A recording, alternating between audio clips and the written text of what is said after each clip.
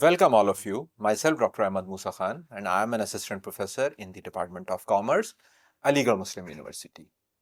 Today we are going to discuss about the strategies for firm growth.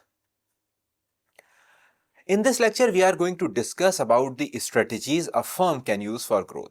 By and large, these strategies have been divided into two parts: internal growth strategies and external growth strategies. Internal growth strategies are new product development, other product related strategies, and international expansion. While external growth strategies are mergers and acquisitions, licensing, strategic alliances, and joint ventures.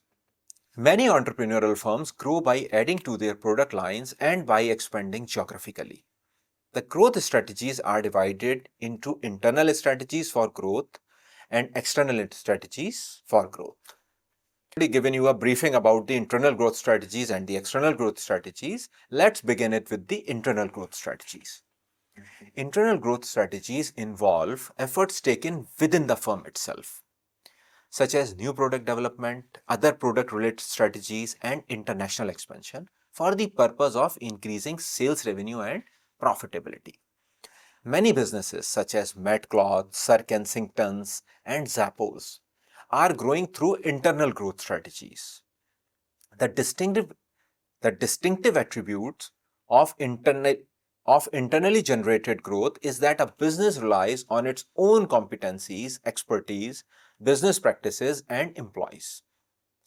Internally generated growth is often called organic growth because it does not rely on outside intervention. Almost all companies grow organically during the early stages of their organizational life cycle. The first is new product development. It involves designing, producing, and selling new products, these are the goods and services, as a means of increasing firm's revenue and profitability. It's purely depend upon the innovation. In many fast-paced industries, new product development is a competitive necessity because you need to develop the product to attract more and more customers. For example, the average product life cycle in the computer software industry is 14 to 16 months at the most. Just thinking of how quickly we are introduced to new computers, new smartphones, and related products highlight for us how rapidly products change in this industry. Because of these rapid changes, to remain competitive, software companies must always have new products in their pipelines. For some companies, continually developing new products is the essence of their existence. The keys to effective new product and service development are fill a need, find a need, and fill it. It's like most successful new products fill a need that is presently unfilled. Saturated markets should be avoided. Develop products that add value. It's like in addition to finding a need and fulfilling, the most successful products are those that add value to customers in some meaningful way. Value addition, we already discussed it, that how important it is. Get quality and pricing right, like a balance of price and quality. Get quality and pricing right. It's like a balance between the quality and pricing.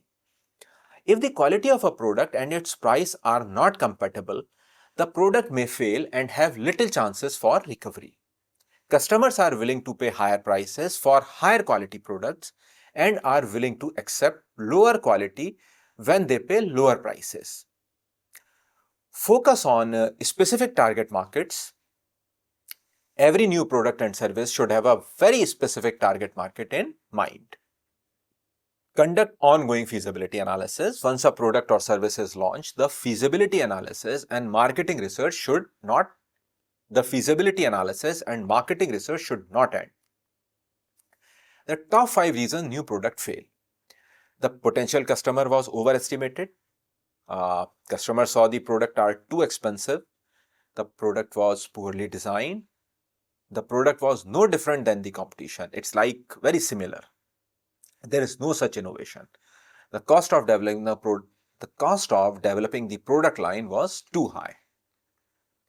Other product growth strategies are, along with developing new product, firms grow by improving existing product or services, increasing the market penetration of an existing product or service, or pursuing a product extension strategy.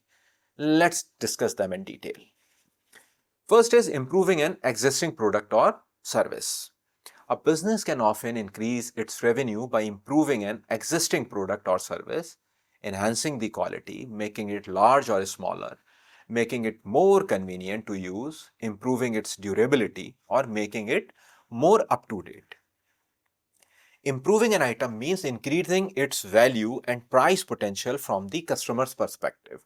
And a good example of this is every year is the Apple's iPhone, because Apple is coming up with a new smartphone or the new iPhone every year with some additional features.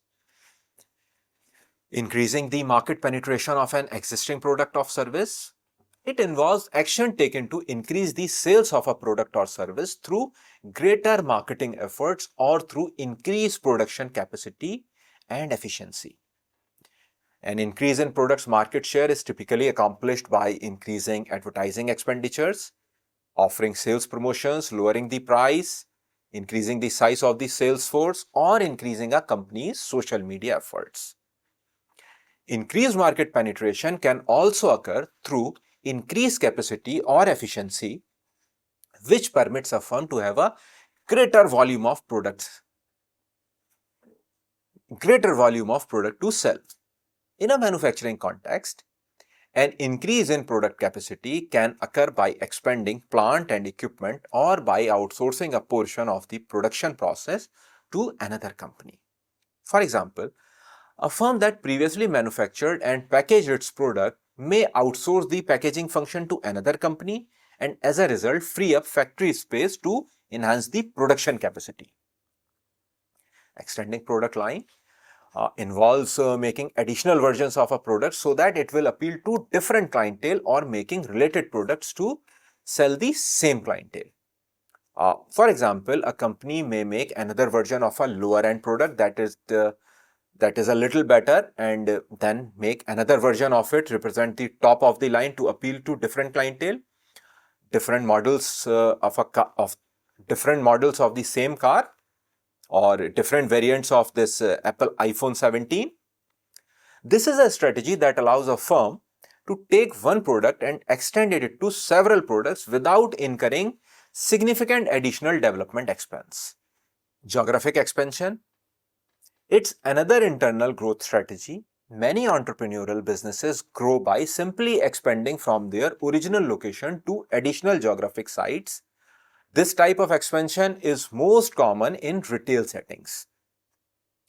A small business that has successful retail store in one location may expand by opening a second location in a nearby community or maybe in a different city, like Sardar Baksh Coffee, Burger Singh, Fab India. They are the purely Indian brands.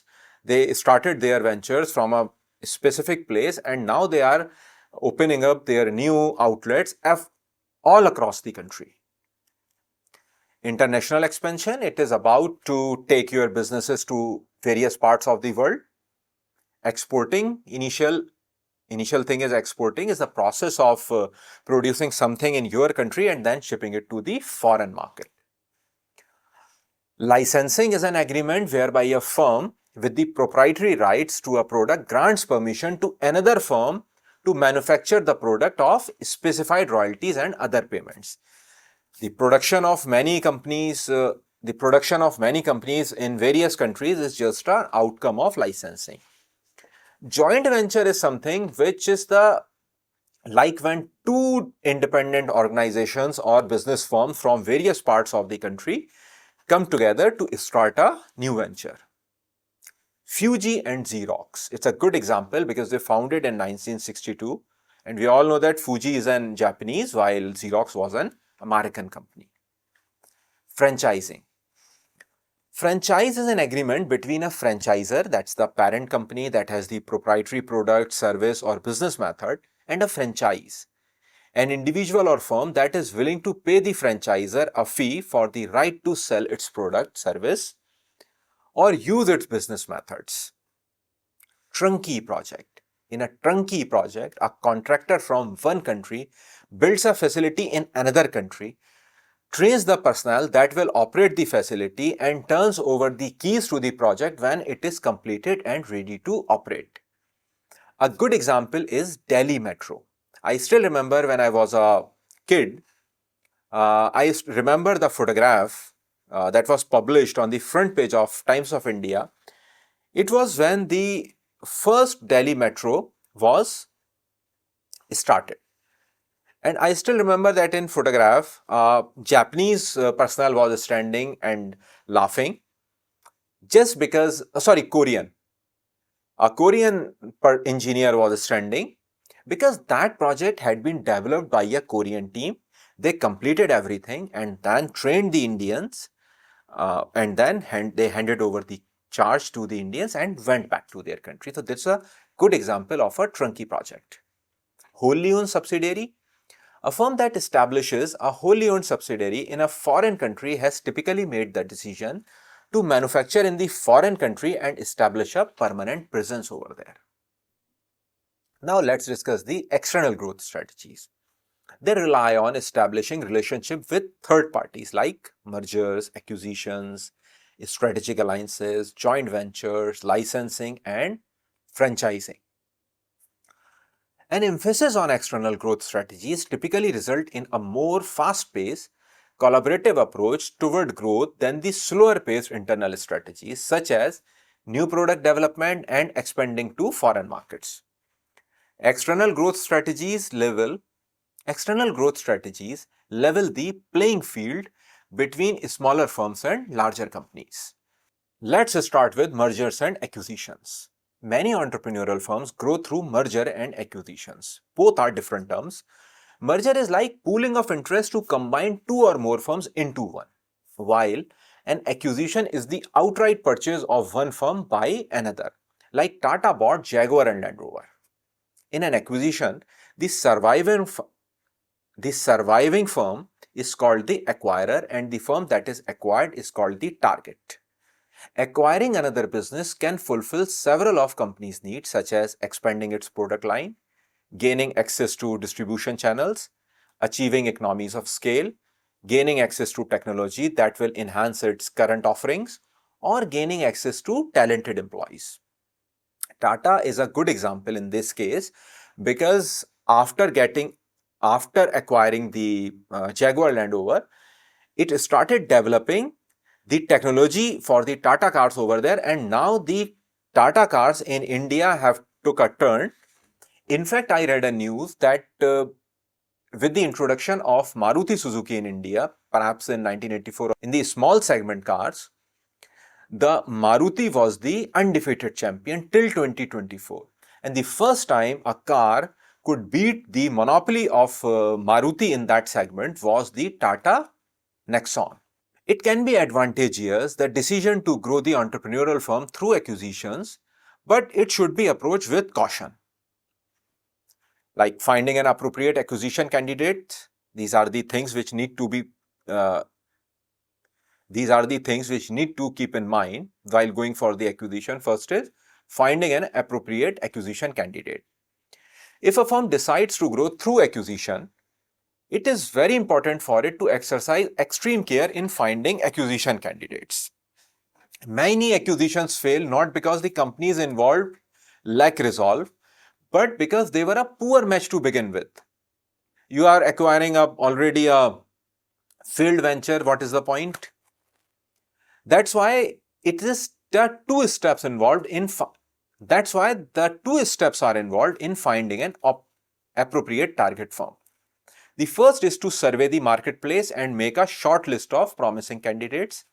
The second is to carefully screen each candidate to determine its suitability for acquisition. The key areas to focus on in accomplishing these two steps are as follows. The target firm openness to the idea of being acquired and its abilities to receive consent for its acquisition from third parties, like the strength of the target firm management team, its industry, and its physical proximity to the acquiring firm's headquarters, the perceived compatibility of the target company's top management team and corporate culture with the acquiring firm's top management teams and corporate cultures, the target firm's past and projected financial performance, the likelihood the target firm will retain its key employees and customers if acquired, the identification of any legal complications that might impede the purchase of the target firm and extent to which patents, trademarks, and copyrights protect the firm's intellectual property. Now, have a quick look at the steps involved in an acquisition.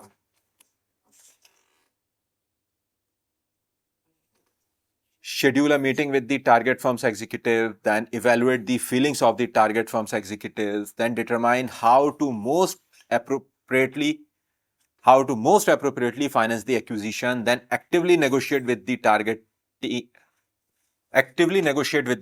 team, then make an offer, then develop a non-compete agreement with them, then hire an attorney to prepare the closing documents.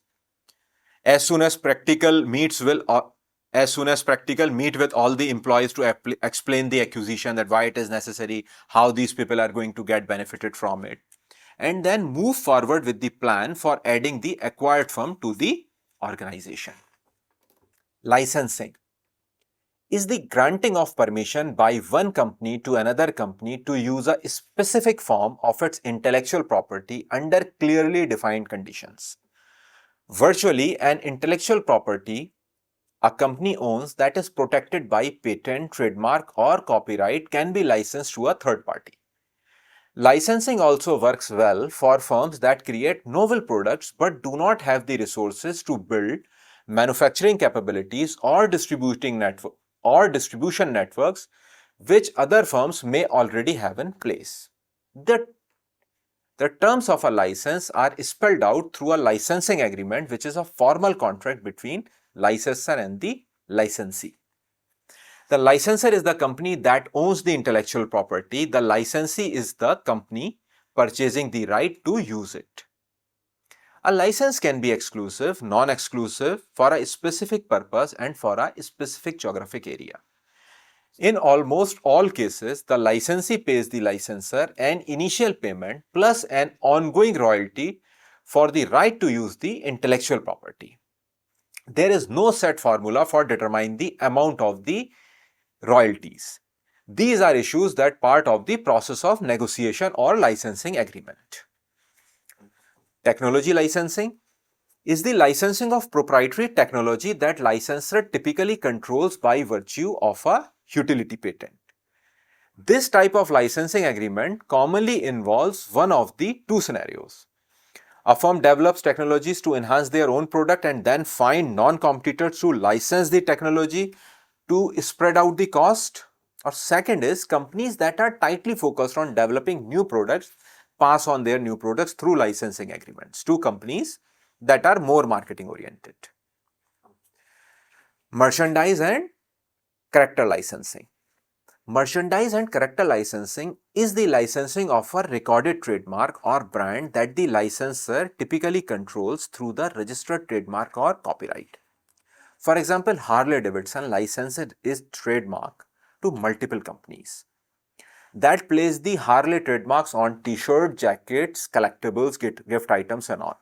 By doing this, Harley not only generates licensing income but also promotes its product, but also promoting its brand. Those who cannot afford the Harley-Davidson motorcycle, they can afford the Harley-Davidson t-shirt, they can have a Harley-Davidson jacket, and this is why this is Harley-Davidson promoting itself. Similarly, entrepreneurial firms like eBay and Starbucks license their trademarks not only to earn licensing income, but to promote their products or services to a host of current and potential customers. Strategic alliances. Strategic alliances and joint venture. Let's begin with the strategic alliance. It's a partnership between two or more firms that is developed to achieve a specific goal.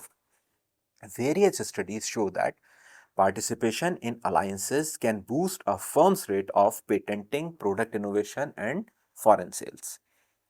Alliances tend to be informal and do not involve the creation of a new identity.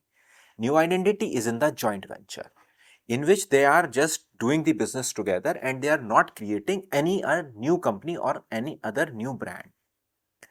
Engaging in alliances can be tremendously helpful for an entrepreneurial firm because setting up an alliance and making it work can be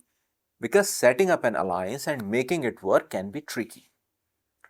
Technological alliances and marketing alliances are two most common forms of alliances. Technological alliances is like a cooperation in research and development, engineering and manufacturing. Research and development alliance often bring together entrepreneurial firms with specific technical skills and larger, more mature firms with experience in developing and marketing. By pooling their complementary assets, these firms can typically produce a product and bring it to market faster and cheaper than either firm could alone. Pfizer's blockbuster drug Celebrex was created via technological alliance. Celebrex is actually a prescription of arthritis medicine.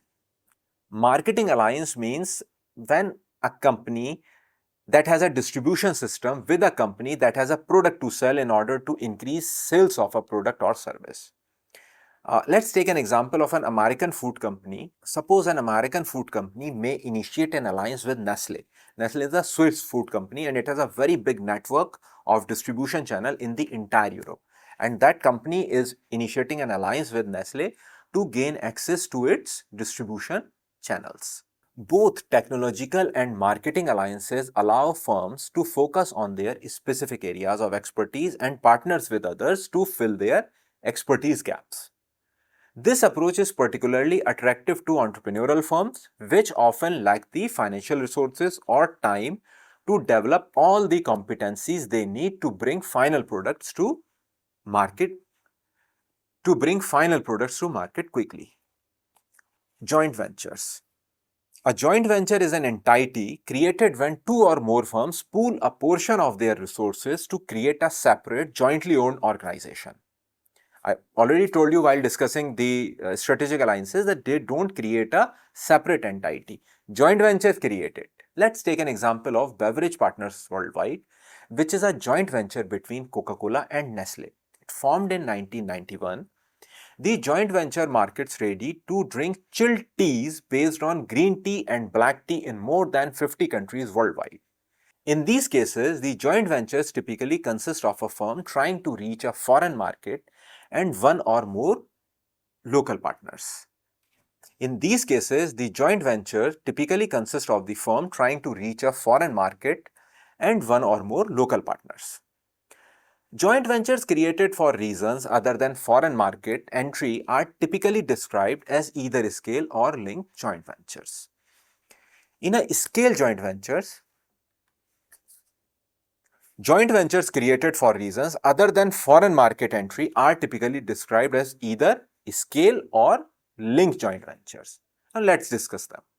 In a scale joint venture, the partners collaborate at a single point in the value chain to gain economies of scale in production or distribution. This type of joint venture can be good vehicle for developing new products or services.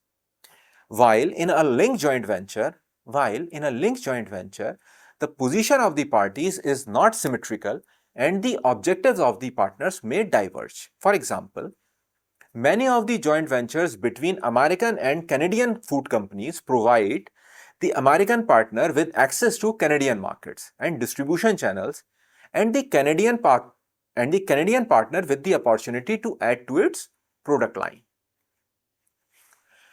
Now it's time to wind up this lecture, but before winding up this lecture, I think we should have a quick look on the summary of this lecture. In this lecture, we learned about internal growth strategies, that was new product development, other product related strategies and international expansion.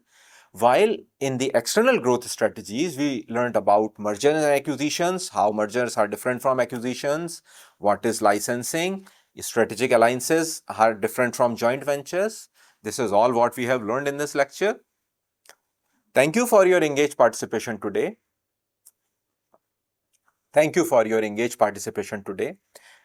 I am feeling that now you have understood the firm's growth strategies and what are the internal or the external strategies of growth for a firm. Thank you, and I look forward to continuing this journey with you next time. Take good care of yourself. Thank you.